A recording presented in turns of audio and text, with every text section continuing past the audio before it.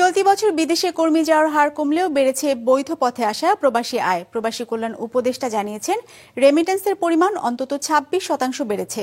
তবে সামনের বছর বন্ধ শ্রমবাজার চালু, দক্ষ কর্মী তৈরি, প্রবাসীদের হয়রানি বন্ধ ও বিদেশি দূতাবাসগুলোর সেবার মান বাড়ানোকে চ্যালেঞ্জ হিসেবে দেখছেন সংশ্লিষ্টরা। মাসিক রাহাতের report. Double million offer, Walton fridge কিনে পেতে পারেন 20 লক্ষ টাকা, রয়েছে কোটি কোটি টাকার নিশ্চিত উপহার। চলতি বছর বিদেশে কর্মসংস্থান হয়েছে প্রায় 10 লাখ কর্মীর, যেখানে গেল বছর বিদেশে কাজে গিয়েছিলেন 13 লাখের কিছু বেশি বাংলাদেশি। তবে কর্মী যাওয়া কমলেও এবছর বৈধ পথে রেমিটেন্স আসা অন্তত 26% বেড়েছে, জানিয়েছেন প্রবাসী কল্যাণ উপদেষ্টা। পূর্ববর্তী বছরে এই সময়ের তুলনায় আমাদের রেমিটেন্স 26% বৃদ্ধি পেয়েছে। এবছর শুধু সৌদি আরবে কর্মসংস্থান হয়েছে প্রায় 6 লাখ কর্মীর, যা মোট কর্মসংস্থানের 60%। ঢাকায় দেশটির দূতাবাস জানিয়েছে, কর্মী যাওয়ার এই গতি সামনেও অব্যাহত থাকবে। Our plan is constant and we work to our maximum at this period of time. Our colleagues in the consular section, they're doing a great job in terms of issuing visa every day. So 4,000 to 6,000 visas a day is very big number.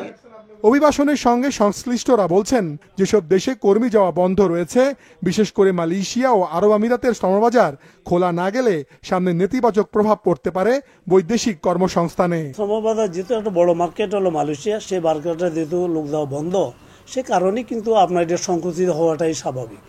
Dubai মার্কেটটা কিন্তু বড় market, সেটাও যদি চালু থাকতো তাহলে কিন্তু আমার মনে হয় শ্রমিক সংখ্যা বাড়তো, কমতো না। যে দুইটা বড় মার্কেট যেহেতু বন্ধ, এ কারণে শ্রমিক সংখ্যা কমে গেছে। আন্তর্জাতিক অভিবাসী ও জাতীয় প্রবাসী দিবস উপলক্ষে আয়োজিত অনুষ্ঠানে প্রবাসী কল্যাণ উপদেষ্টা জানান, নতুন নতুন দেশে কর্মী পাঠানো, দক্ষ কর্মী তৈরি, অভিবাসন খরচ কমানো ও প্রবাসীদের সেবার মান বাড়াতে কাজ করছে মন্ত্রণালয়। যে প্রবলেমটা সেটা হচ্ছে বিদেশে দূতাবাসে আপনাদের প্রচুর হয়রানি হয়। চেষ্টা করব আপনাদের হয়রানি কমানোর জন্য আমাদের মন্ত্রণালয় থেকে যতটুকু করার চেষ্টা করব। পররাষ্ট্র মন্ত্রণালয় থেকেও চেষ্টা করা হচ্ছে, বাট আমাদের আসলে মাইন্ডসেটটা পরিবর্তন করা দরকার। মাইন্ডসেট পরিবর্তন না করলে এটা সম্ভব না, আমরা যতই উপর থেকে নির্দেশ দিই। বিদেশে বসে প্রবাসীরা যাতে সহজে পাসপোর্ট পায় এবং নিজেদের ভোটাধিকার প্রয়োগ করতে পারে, সে বিষয়েও পদক্ষেপ নেওয়া হচ্ছে বলে অনুষ্ঠানে জানানো হয়।